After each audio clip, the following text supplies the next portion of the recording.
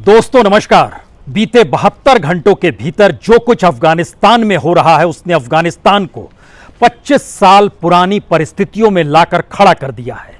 और भारत के सामने सबसे बड़ी चुनौती यही है कि 25 बरस पहले जिस तरीके से भारत ने अफगानिस्तान से सब कुछ समेट लिया था, उस वक्त भी तालिबान की मौजूदगी थी।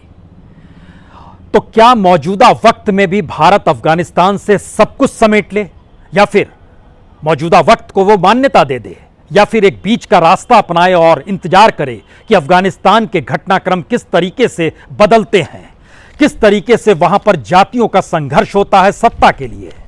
लेकिन मौजूदा स्थिति बीते 25 बरस के हालात से भी बुरी है, क्योंकि आज की तारीख में अफगानिस्तान के भीतर तालिबान का कोई विरोध नहीं है।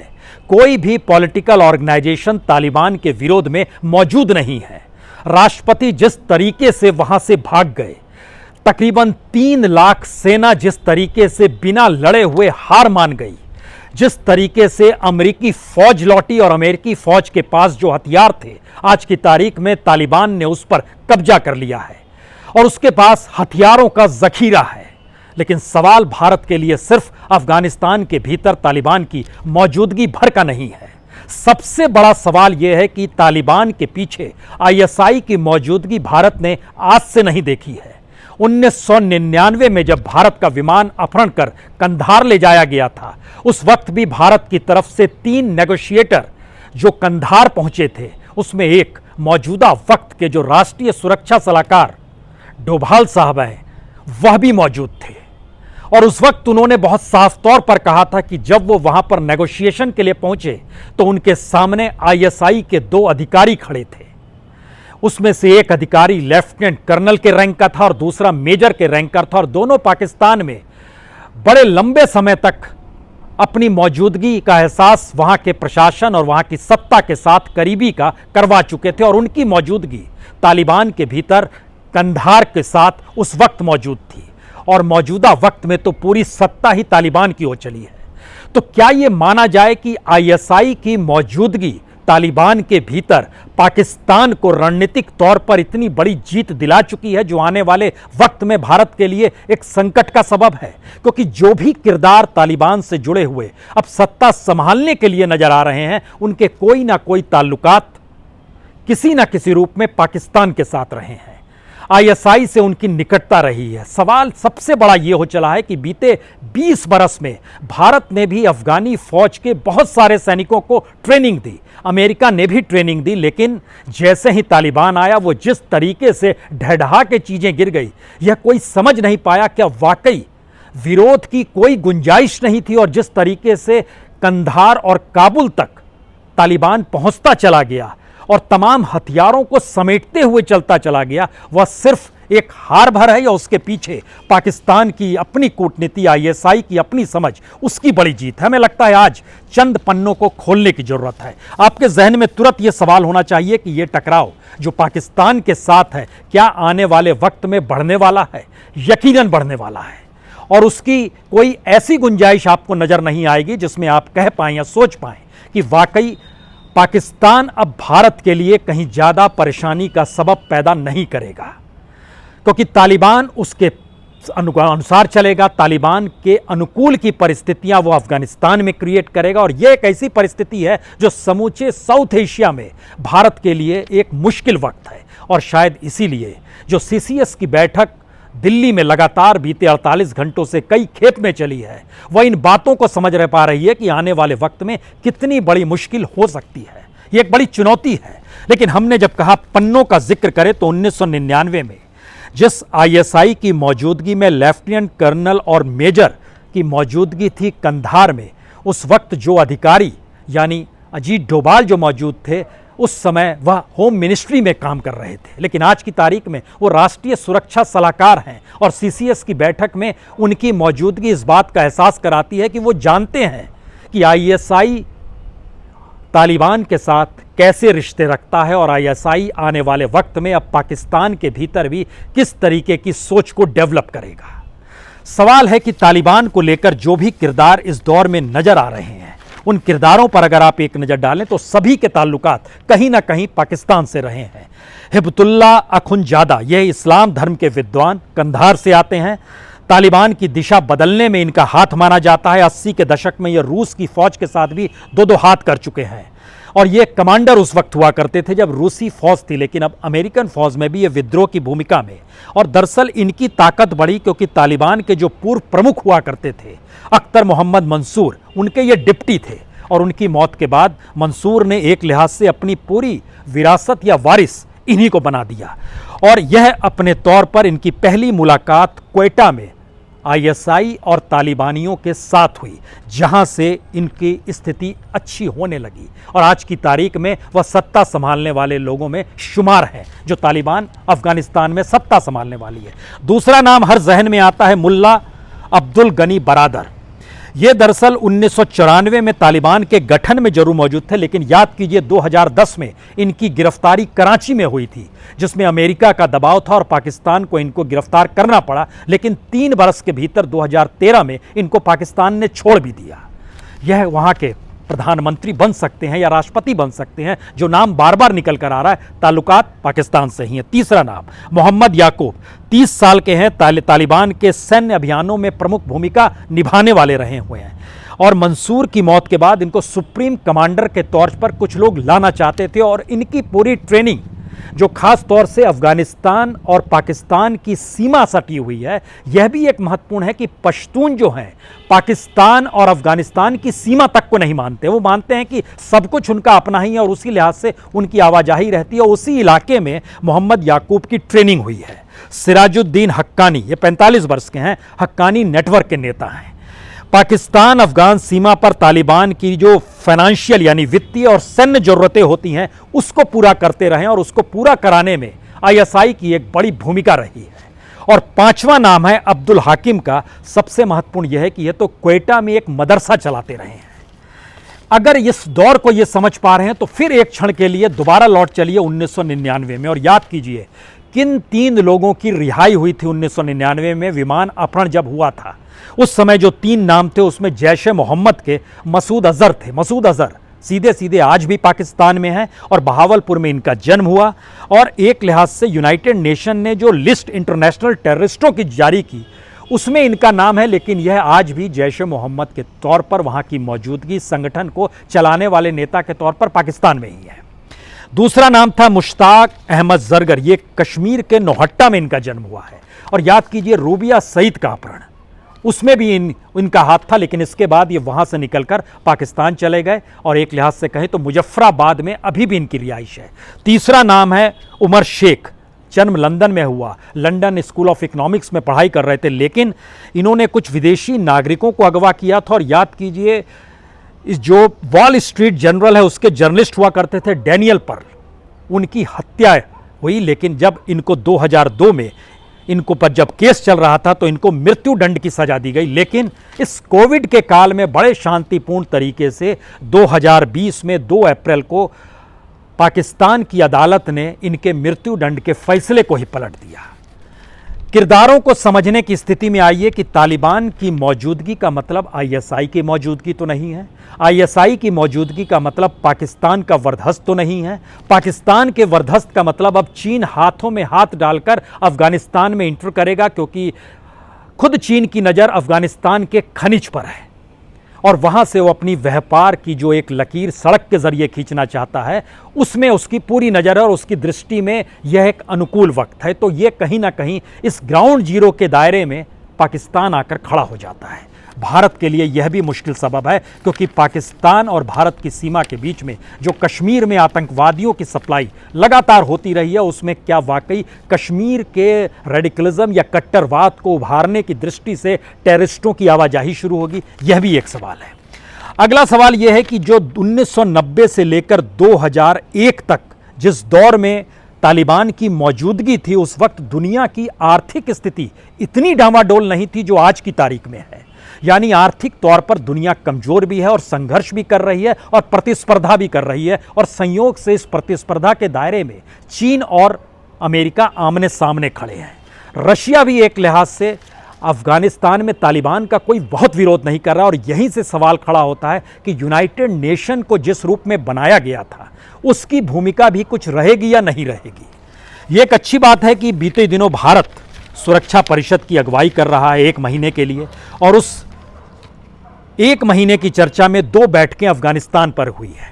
और उस अफगानिस्तान की बैठक में भारत ने कई सवाल उठाए हैं जो सुरक्षा परिषद की सवाल को लेकर उठाया गया। फिलहाल भारत के प्रधानमंत्री नरेंद्र मोदी उसकी अगुवाई कर रहे हैं, लेकिन उस अगुवाई के दौर में क्या कुछ हो रहा है, यह एक पाकिस्तान के साथ टकराव की परिस्थिति को भी समझने की जरूरत है। क्योंकि जो 2 बैठकें हुई, इन दोनों बैठकों में यह चेयरमैनशिप जो कर रही होती है कंट्री, उस पर होता है कि वह किसे इनवाइट करे। पाकिस्तान को इनवाइट नहीं किया गया और पाकिस्तान ने न सिर्फ आपत्ति जताई बल्कि तालिबान के पक्ष में बोलकर अपने अनुकूल एक जमीन तैयार करने की कोशिश भी की। क्योंकि यूनाइटेड नेशन की इस बैठक में जो भारत द्वारा बुलाई गई थी, क्योंकि भारत उसकी अगुवाई कर रहा है, और उसमें वहां पर बहुत साफ तौर पर भारत ने कहा कि किसी की भी स्वीकारता और वैधता के लिए जरूरी है, अफगानिस्तान के मद्देनजर भारत का जो बयान था, वहां एक राजनीतिक समाधान निकले जो कि महिलाओं, बच्चों और अल्पसंख्यकों के मानवाधिकारों का पूरे तरीके से समाधान करता हो। यूनाइटेड नेशन ने अपने तौर पर जो पर्चा जारी किया उसमें लिखा कि तालिबान इस संघर्ष का अंत राजनीतिक हल निकाल कर करे और अफगानिस्तान को एक बार फिर चरमपंथियों की पनाहगार ना बनने दे।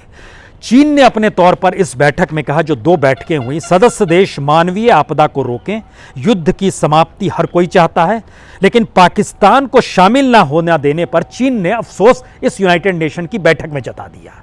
और पाकिस्तान के जो मुनीर अकरम साहब है, जो कि अस्थायी दूत है वहां पर, उन्होंने कहा कि अफगानिस्तान की शांति प्रक्रिया में पाकिस्तान की एक अहम भूमिका है।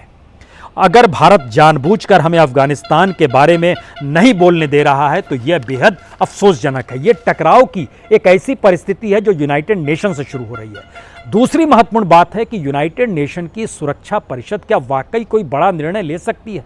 अब 24 तारीख को G7 की बैठक है। दुनिया के जो बड़े रईस देश हैं, जिसमें जर्मनी भी है, फ्रांस भी है, जापान भी है, अमेरिका भी है, ब्रिटेन भी है, इटली भी है। सवाल यह है कि G7 की बैठक वो देश अपने लिए कर रहे हैं, अपने लिए एक लकीर खींच रहे हैं कि साउथ एशिया के भीतर जो हलचल मची हुई है उसमें उनकी मौजूदगी कैसे, किस रूप में होगी।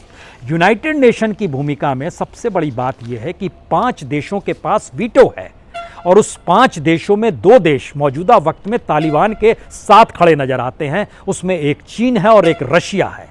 यानी बाकी कोई मायने नहीं रखता है कि फ्रांस हो, अमेरिका हो, ब्रिटेन हो, इनकी भूमिका जो भी हो या जिन बातों का भी जिक्र करें, एक सहमति यूनाइटेड नेशन में नहीं बन पाएगी। और भारत के लिए सबसे मुश्किल यही है कि जो एक ऑर्गेनाइजेशन का साथ उसे मिलना चाहिए और फिर अगस्त के बाद जब किसी दूसरे देश के पास ये चेयरमैनशिप चली जाएगी, उस समय जो यूनाइटेड नेशन के बीच के सवाल होंगे उसमें पाकिस्तान को भारत नहीं रोक पाएगा। और पाकिस्तान जिस तरीके से रशिया और चाइना के साथ भी साथ बिछाएगा, उसमें अमेरिका भी किस रूप में अपनी मौजूदगी दिला पाएगा, या फिर वह अपने रईस देशों के साथ जो खास तौर से यूरोपियन कंट्री से जुड़े हुए हैं या जापान है, इनको साथ लेकर वो अपने लिहाज से एक लकीर खींचने की कोशिश जरूर करेगा। लेकिन फिर यही सवाल, अगर अफगानिस्तान में ISI का महत्व बढ़ चला है तो अफगानिस्तान समझने की अब जरूरत है कि ISI क्या कुछ कर सकता है। एंटी वेस्ट टेररिस्ट का पनाहगार वो अफगानिस्तान को बना सकता है। और बड़ी तादाद में, याद कीजिए 9/11 में भी अलकायदा जिस समय था उस समय भी आवाज़ इसीलिए निकल रही थी, वो सभी एंटी वेस्ट टेररिस्ट के तौर पर थे। और उस समय कहा जाता था क्लैशेस ऑफ सिविलाइजेशन का जिक्र हो रहा था। उस समय सभ्यताओं के टकराव को देखा गया था, क्रिश्चियनिटी और मुसलमान को लेकर, इस्लाम को लेकर। लेकिन इस दौर में जो परिस्थिति बनी है, क्या वाकई अफगानिस्तान की ज़मीन एंटी वेस्ट टेररिस्ट के साथ अगर जमा होनी शुरू होगी और उसको एक स्पेस मिल जाएगा, मान्यता मिल जाएगी कानूनी तौर पर सत्ता के ज़रिए, तो भारत के लिए ये मुश्किल सबब होगा। क्योंकि पाकिस्तान हर हाल में चाहेगा वो कश्मीर को डिस्टर्ब करे। वो हर हाल में चाहेगा कि आज की तारीख में जो जैश और लश्कर की बड़ी तादाद में जो उसके आतंकवादी हैं, वो किसी ना किसी तरीके से अफगानिस्तान से शिफ्ट होकर अब जम्मू कश्मीर की सीमा पर आएँ और इस बात का वो जिक्र करेगा कि हमारी ज़मीन का उपयोग नहीं हो रहा है, वो तो तालिबान ज़मीन का उपयोग अपने यहाँ करा रहा है, हमने कोई ज़मीन उपलब्ध नहीं कराई है। यानी अंतर्राष्ट्रीय तौर पर पाकिस्तान ढाल बनाएगा तालिबान की सत्ता को। दूसरा सवाल है कि कश्मीर को लेकर अगर अफगानिस्तान की ज़मीन का इस्तेमाल होता है तो पाकिस्तान के भीतर जो ISI की भूमिका है वो आपको एक झटके में बढ़ती हुई नजर आएगी। क्योंकि पाकिस्तान की सियासत एक लिहाज से कश्मीर के इर्द गिर्द घूमती है।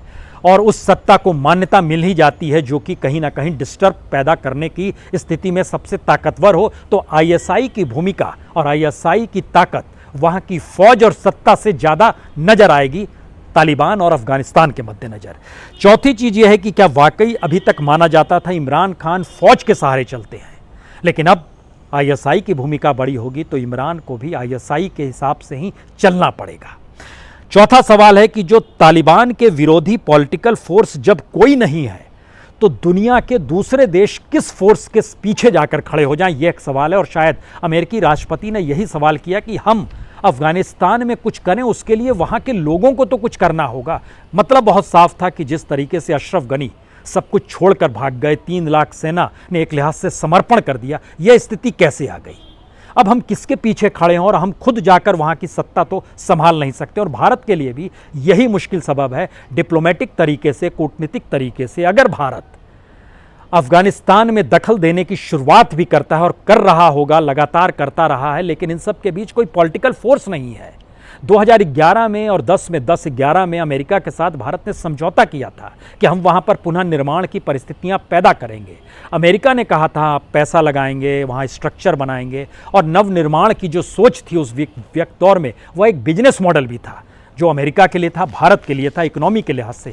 मौजूदा वक्त में जब समूची दुनिया की इकोनॉमी डामाडोल है और यह रास्ता बंद हो गया जो सीधे आपको मध्य एशिया से जोड़ता है और यूरोप से जोड़ता है, वो रास्ता जब बंद हो गया तो आर्थिक परिस्थितियों पर भी असर बहुत साफ पड़ेगा। अब सवाल है कि भारत इन सब के बीच अमेरिका की तरफ किस दृष्टि से देखे। अमेरिका बार बार कह रहा है हमारा काम था अलकायदा को खत्म करना, टेररिज्म को खत्म करना, हमने खत्म कर दिया और हम वापस लौट आए। भारत की मुश्किल यह है कि अगर उसके इर्द गिर्द देखें तो रशिया भी शायद चाइना और पाकिस्तान को छोड़कर भारत के साथ किस रूप में खड़ा होगा, यह भी सवाल है। यही सवाल ईरान को लेकर भी है। ईरान भी, उसकी एक बड़ी सीमा अफगानिस्तान से लगती है। ईरान के सामने भी संकट होगा कि डिप्लोमेटिक तरीके से वो भारत के साथ कैसे संबंधों को अब बनाए।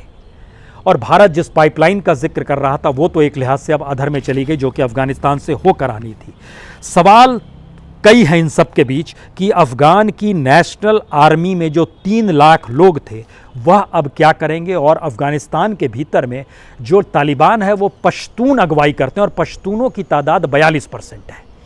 दूसरे नंबर पर ताजिक आते हैं जो कि 27% हैं। तीसरे नंबर पर उज्बेक और हजारा जाति आती है जो कि लगभग 9% पर है। ये एक लिहाज से चारों एक प्रमुख है, लेकिन ताजिक का महत्व है। और याद कीजिए जब तालिबान था उस समय 90 के दशक में विरोध करने वाला नॉर्दर्न अलायंस था जिसको भारत समर्थन देता था। आज की तारीख में अभी वह भी नहीं है, उसे फिर से खड़ा होना है।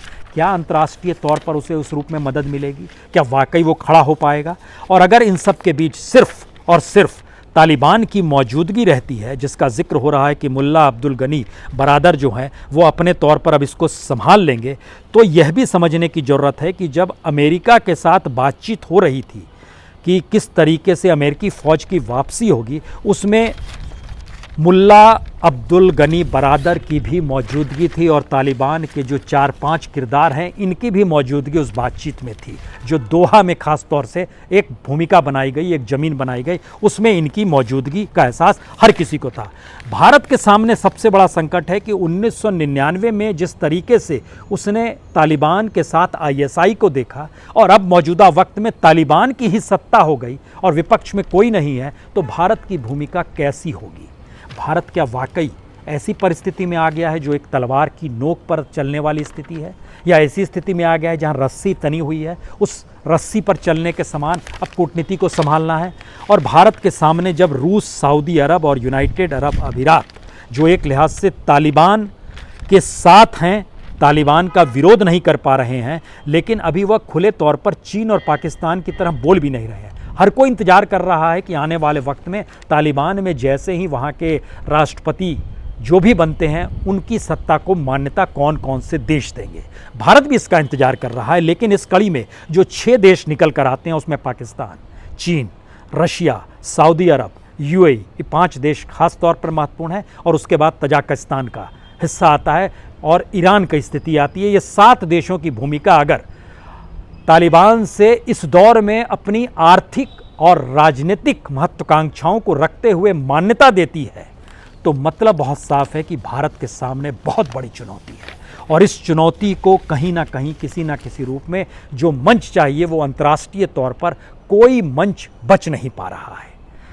आखिरी सवाल भारत के सामने शायद यही हो चला है कि अगर अफ़गानिस्तान तो भारत की सीमा से नहीं लगा हुआ है, लेकिन अगर अफ़गानिस्तान को लेकर पाकिस्तान की समूची राजनीति के भीतर एक ऐसी परिस्थिति आ जाए जो ट्रांसफॉर्मेशन हो, तालिबान प्रो तालिबान पाकिस्तान का एक ऐसा नेक्सस नज़र आने लगेगा जिसमें कहा जाता है कि जो टेररिज्म है उसकी ज़मीन वाकई सीमा को नहीं देखती है। और पश्तून यूं भी जब अफ़गानिस्तान और पाकिस्तान की सीमा को नहीं देख रहे थे तो क्या वह धीरे धीरे शिफ्ट होंगे भारत के और भारत के कश्मीर वाले एस्पेक्ट में वो संकट पैदा होगा। और आखिरी बात जो भारत के लिए एक मुश्किल सबब है, भारत में मुसलमानों की तादाद पाकिस्तान से ज़्यादा है और मौजूदा राजनीतिक परिस्थितियां जो हैं वह भारत के भीतर में मुख्य धारा से मुसलमानों को अलग थलग कर चुकी है। लेकिन भारत में मुसलमान कभी भी पाकिस्तान के हिमायती नहीं रहे हैं, टेररिज्म के हिमायती नहीं रहे हैं। उन्होंने बार बार ये आवाज़ उठाई है कि टेररिज्म का सामना हम लोग एकजुट होकर करेंगे। लेकिन सवाल ये है कि इन सब के साथ जो पॉलिटिकल लाइन है भारत के भीतर की, क्या वह एकजुट कर कर और भारत को डेमोग्राफिक तौर पर और लोगों को एक साथ इकट्ठा करके ये मैसेज दे पाने की स्थिति में दुनिया और ख़ास तौर से पाकिस्तान को भी अब आ पाएगी कि खबरदार जो हमारी तरफ आंख भी उठाई तो, और भारत के भीतर सभी एकजुट हैं। यह कहीं ना कहीं कोई स्पेस, पॉलिटिकल स्पेस देने का भी जिक्र जरूर शुरू होगा, अन्यथा चीज़ें बिगड़ भी सकती हैं। और शायद यही सबसे बड़ी परीक्षा है और यही सबसे बड़ी चुनौती है राष्ट्रीय और अंतर्राष्ट्रीय तौर पर। इंतज़ार सबको करना होगा अगले 72 घंटे में क्या कुछ होता है, क्योंकि यदि किसी भी तरीके से 21वीं सदी में 72 घंटे के भीतर कोई देश 25 साल पीछे चला जाए और उन्हीं परिस्थितियों को जीने लगे और वह परिस्थितियां जब उनको शहर में लेकर आए तो वह इस तरीके से बिहेव करे जैसे लगे पहली बार वो शहर देख रहे हैं, पहली बार वो सभ्यताओं को महसूस कर रहे हैं, पहली बार डेवलपमेंट देख रहे हैं, लेकिन उनकी हाथों में मिसाइल है, बंदूक है, गोलियां अफरात भरी पड़ी हैं, जहां चाहे वहां गोलियां दाग देते हैं। यह एक ऐसी परिस्थिति है जो शायद उस सभ्यताओं को दरकिनार कर देती है जिसने भी विकास की जो भी मोटी लकीर खींची होगी। अफ़गानिस्तान का ये रूप और ये चेहरा 21वीं सदी की पीढ़ी ने पहली बार देखा है और यह भी हर कोई जानता है कि मौजूदा वक्त में तालिबान जो है वह तालिबान नहीं है जिसने रशिया से दो हाथ किए थे। ये एक नई पीढ़ी का भी तालिबान है जिसने अपने तौर पर मुफलिसी और गरीबी भी देखी है, इससे भी इनकार नहीं है। लेकिन क्या वाकई सबको मुख्यधारा में लाकर जोड़ा जा सकता है? शायद यही सबसे बड़ा सवाल है। बहुत बहुत शुक्रिया, बहुत बहुत शुक्रिया।